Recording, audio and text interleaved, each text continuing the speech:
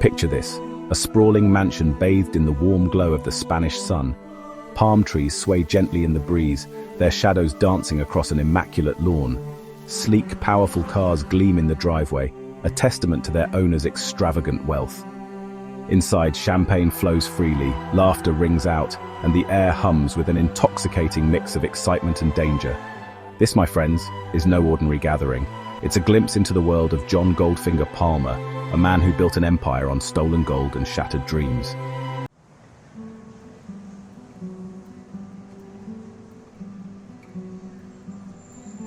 John Palmer was a study in contradictions, a working-class boy who amassed a fortune beyond his wildest dreams, a charming rogue who inspired both fear and grudging admiration. He was a master of disguise, able to blend in with the upper crust while maintaining his grip on the criminal underworld. To his enemies, he was a ruthless predator, a man who wouldn't hesitate to eliminate anyone who threatened his empire. But to his friends and family, he was a loyal protector, a generous benefactor who enjoyed the finer things in life. Palmer's journey from petty thief to criminal mastermind began in the tough streets of post-war South London. Growing up in the shadow of the Blitz, he learned to hustle and scheme from a young age.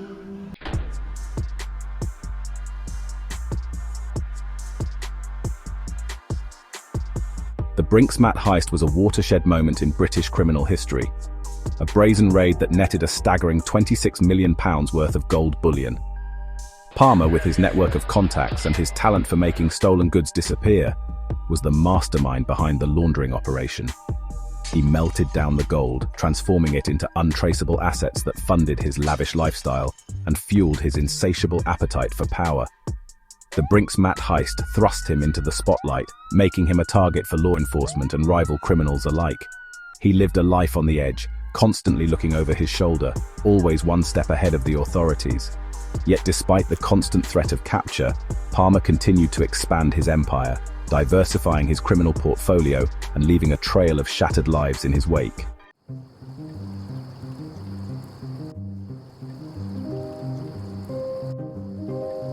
The London John Palmer was born into in the 1950s was a far cry from the bustling metropolis we know today.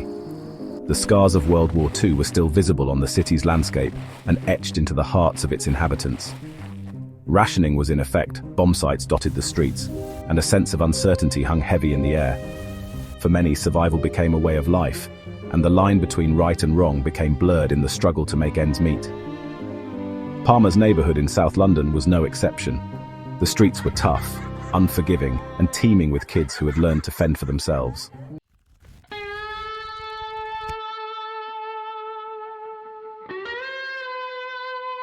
The art of the swindle. Palmer's early education. From a young age, Palmer displayed a natural talent for deception. He possessed a sharp mind, a silver tongue, and an uncanny ability to size up a mark and exploit their weaknesses. He started small, pinching apples from the local market, running errands for older, more seasoned crooks, always on the lookout for an opportunity to turn a quick profit. Word spread quickly through the neighborhood grapevine about the shrewd young lad who could get his hands on anything. Need a few extra shillings? Palmer was your man.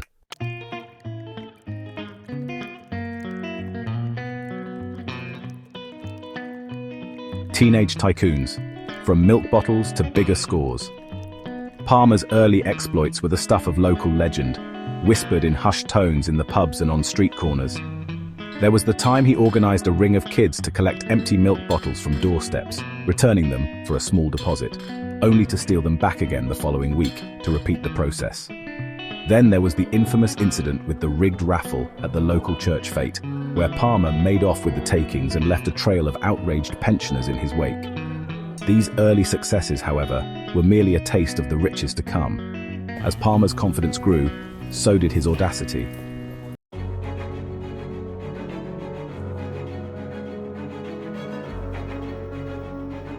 A notorious reputation, whispers of Goldfinger begin.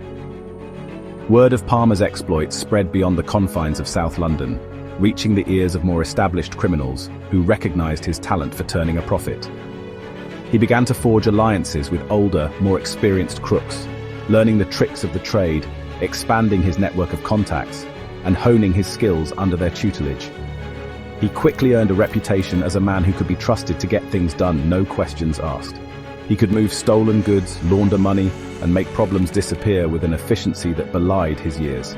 He was charming, charismatic, and utterly ruthless when he needed to be, a dangerous combination that would serve him well in the cutthroat world he was entering.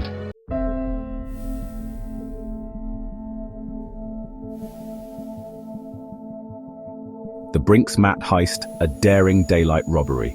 November 26, 1983. A seemingly ordinary day at the Heathrow International Trading Estate.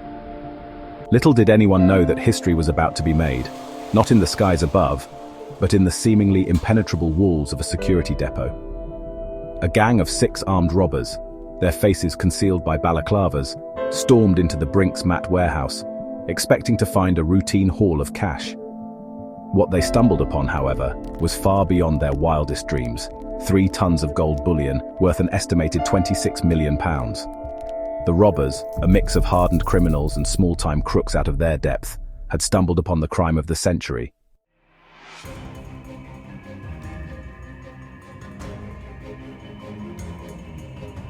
Enter Goldfinger Palmer's role in the Underworld. Enter John Goldfinger Palmer, a man who operated in the shadows, his name whispered in hushed tones in certain circles. Palmer, with his reputation for discretion and his network of contacts stretching from the back alleys of South London to the sun-drenched shores of Spain, was the man the robbers turned to. He had the knowledge, the connections, and most importantly, the audacity to handle such a massive amount of stolen gold. Palmer, never one to shy away from a challenge, saw an opportunity in the chaos. He understood that simply offloading the gold was too risky, too high profile.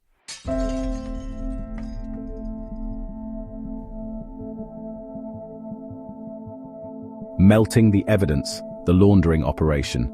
The process was as ingenious as it was audacious. The gold, melted down and recast into ingots, was then smuggled out of the country, its destination a network of banks and safe houses scattered across Europe. Palmer, a master of disguise, used a complex web of shell companies and offshore accounts to launder the proceeds, transforming stolen bullion into seemingly legitimate assets. The scale of the operation was staggering, a testament to Palmer's organizational skills and his ability to command loyalty and discretion from his associates.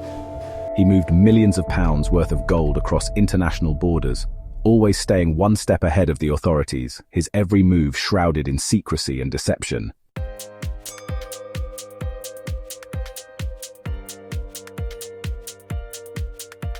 Living the high life, the spoils of stolen gold.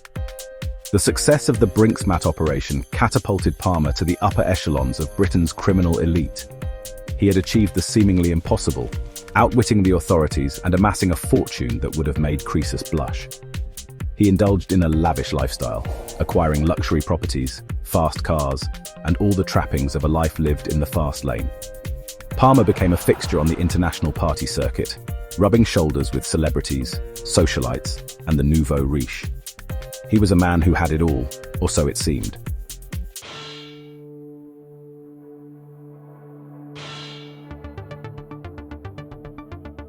A legacy of greed, the Brinks Mat curse.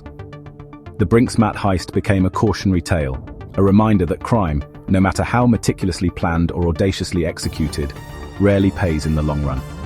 The stolen gold, rather than bringing fortune and happiness, brought with it a string of tragedies, betrayals, and untimely deaths. Many of those involved in the heist and its aftermath met sticky ends, victims of their own greed, paranoia, or the insatiable appetite of the criminal underworld. The Brinks Mat curse, as it came to be known, was a constant reminder that the wages of sin are often paid in blood.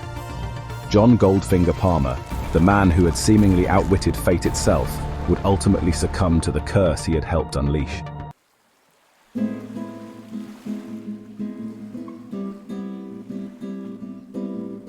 Island paradise Tenerife Beckons. With the heat of the Brinks Mat investigation intensifying, Palmer sought refuge and new opportunities. He set his sights on Tenerife, a sun-drenched island off the coast of Africa, a haven for holidaymakers and a magnet for those seeking a life of luxury and anonymity. Tenerife, with its stunning beaches, vibrant nightlife and relaxed atmosphere, offered Palmer the perfect environment to operate under the radar while indulging his extravagant tastes. The island was experiencing a tourism boom, with resorts springing up along its coastline like concrete castles. Thousands flocked to Tenerife each year, eager to escape the dreary British weather and embrace the promise of sun, sea, and endless leisure.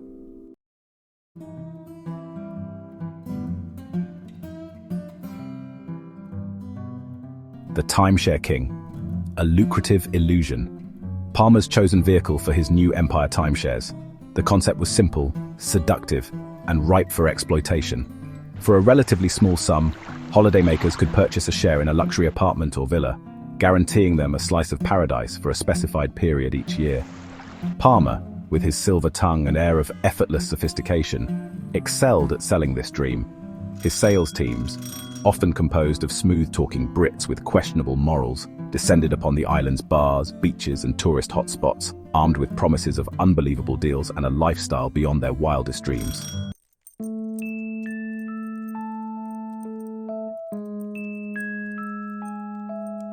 The Palmer touch charm, intimidation, and impunity. Palmer, despite his increasingly legitimate facade, never truly left his criminal past behind.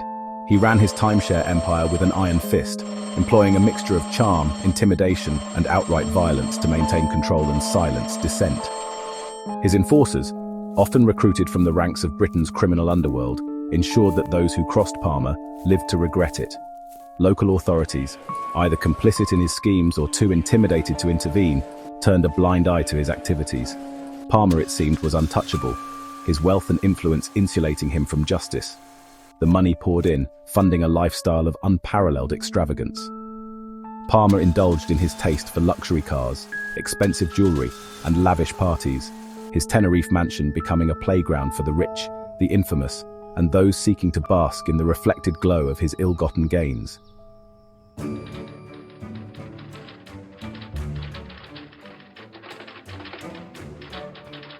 Cracks in the facade. Palmer's reign in Tenerife, however, would not last forever.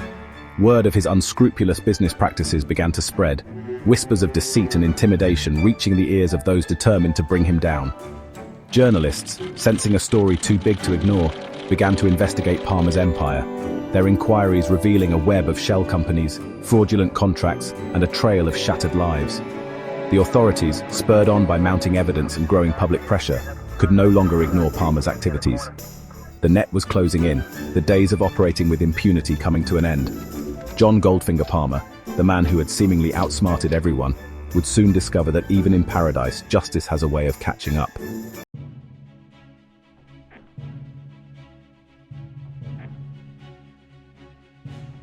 By the late 1990s, John Palmer's empire began to crumble under its own deceit. Whispers of his fraudulent activities attracted authorities' attention. Operation Mastermind was launched to dismantle Palmer's network. Undercover agents gathered evidence of his timeshare scam. Victims came forward to share their stories. The walls were closing in on Palmer. In August 2001, the hammer fell. Raids across Tenerife and the UK saw Palmer arrested. The news sent shockwaves through the criminal underworld. Palmer, once invincible, was finally facing justice.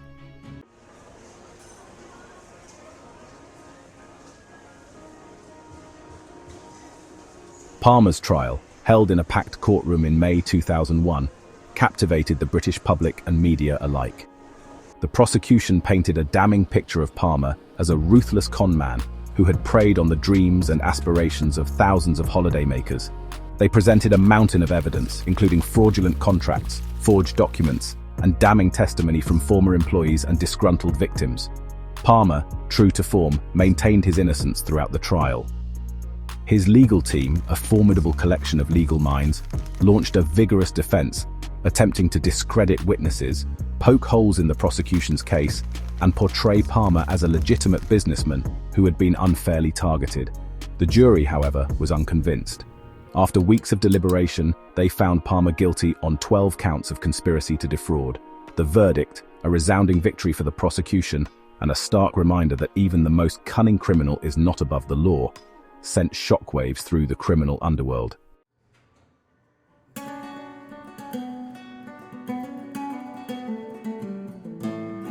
John Palmer, the man who had once lived a life of unimaginable luxury, was sentenced to 6 years in prison. The fall from grace was swift and brutal. He was stripped of his wealth, his assets seized, his empire dismantled. The man who had once rubbed shoulders with celebrities and socialites was now just another number in the British prison system. Life behind bars was a far cry from the champagne-soaked parties and sun-drenched beaches of Tenerife. Palmer found himself confined to a small Spartan cell, his days regimented, his movements restricted. The man who had once commanded a vast network of associates was now surrounded by hardened criminals, many of whom harbored resentment towards those who had enjoyed such extraordinary wealth and notoriety.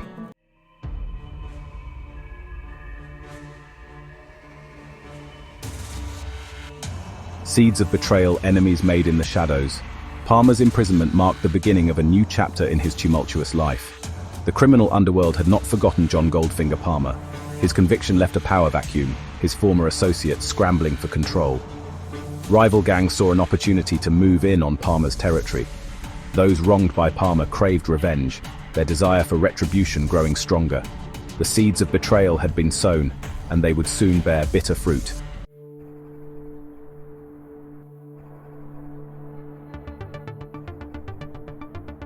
A summer evening shrouded in darkness, June 24, 2015. A balmy summer evening descended upon the quiet cul-de-sac in South Weald, Essex. John Palmer, once the infamous Goldfinger, was now a man attempting to rebuild his life, seeking solace in the perceived safety of suburbia. Little did he know that his past sins had followed him home, casting a long shadow over his carefully constructed world of normalcy. As the sun began its descent, casting long shadows across the manicured lawns, Palmer retreated to the sanctuary of his garden. Perhaps he sought solace in the tranquility of nature, a stark contrast to the concrete jungles and shadowy back alleys that had once defined his world. Or maybe, haunted by the ghosts of his past, he found a strange comfort in the seclusion his high-walled fortress provided.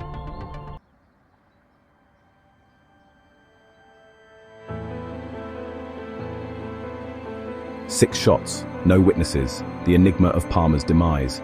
Gunshots shattered the evening calm, 6 rounds fired, ending John Palmer's tumultuous life. Neighbors, startled by the violence, rushed to their windows, fear setting in. Palmer lay in his garden, his lifeblood staining the grass. The once formidable Goldfinger defeated, his reign ended. Police arrived, sirens wailing in the twilight air. But it was too late for John Palmer. The man who cheated death met his match in a hail of bullets.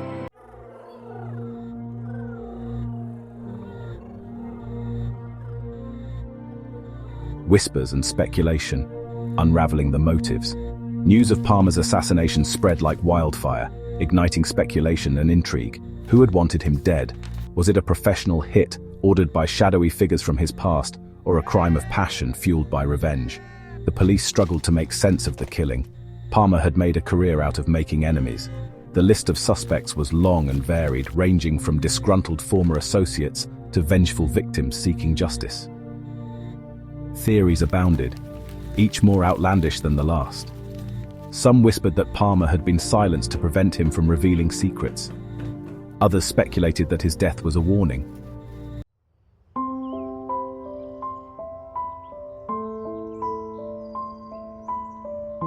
A legacy of shadows, the mystery endures.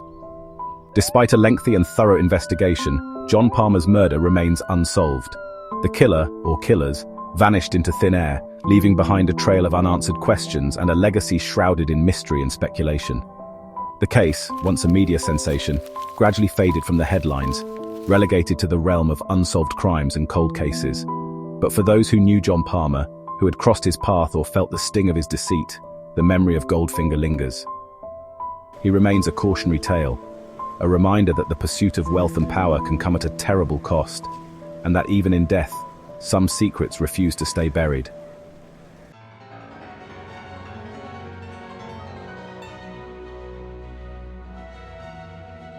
John Goldfinger Palmer's life story reads like a classic gangster film, a rise from humble beginnings to dizzying heights of wealth and power, fueled by audacity, ruthlessness, and charm. He was a master manipulator, a man who could talk his way into any circle and outsmart even the most seasoned adversary. His name, synonymous with both extravagant wealth and audacious criminality, continues to fascinate and repulse. Palmer's story holds a strange allure, a seductive glimpse into a world where the rules are different, where fortunes are made and lost on a whim, and where danger lurks around every corner. He embodies the seductive danger of the criminal underworld, the allure of easy money and a life lived on the edge. Yet beneath the veneer of glamour and excitement lies a darker truth, a stark reminder of the human cost of unchecked greed and ambition. Palmer's legacy is a complex one, a tangled web of admiration and revulsion. Some remember him as a shrewd businessman, a Robin Hood figure who outwitted the system and lived life on his own terms. Others see him as a ruthless criminal who preyed on the vulnerable, leaving a trail of shattered lives and broken dreams in his wake. The truth, as always, lies somewhere in between.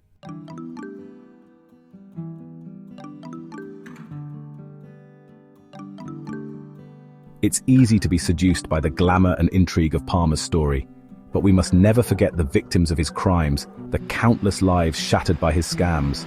Behind every stolen gold bar, every fraudulent contract, lies a story of human suffering.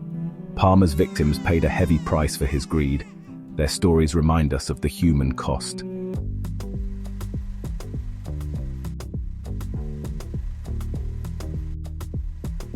John Palmer's demise raises a question. Did his brilliance lead to his downfall? Was it his hubris, his belief in outsmarting everyone?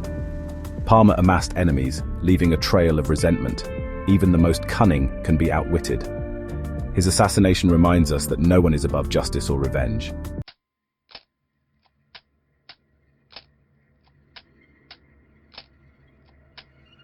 John Goldfinger Palmer. The name evokes images of audacious heists and unimaginable wealth. From post-war South London to Tenerife, Palmer's story blends ambition, ruthlessness, and criminal genius. But it's also a cautionary tale of wealth's terrible cost, leaving shattered lives and unanswered questions. Palmer's legacy remains shrouded in mystery. Did he die a victim of his own success, his empire collapsing under deceit? Or was his demise orchestrated by those seeking revenge? The truth remains elusive, hidden in the shadows of the criminal underworld. One thing is certain, John Goldfinger Palmer's story captivates, a testament to our fascination with the criminal world. His life, a complex tapestry of brilliance and brutality, serves as a reminder that the price of infamy is high and that some secrets refuse to stay buried. If you're intrigued by John Goldfinger Palmer, like, comment and subscribe for more stories of Britain's notorious criminals. Let us know, did Palmer's brilliance lead to his doom?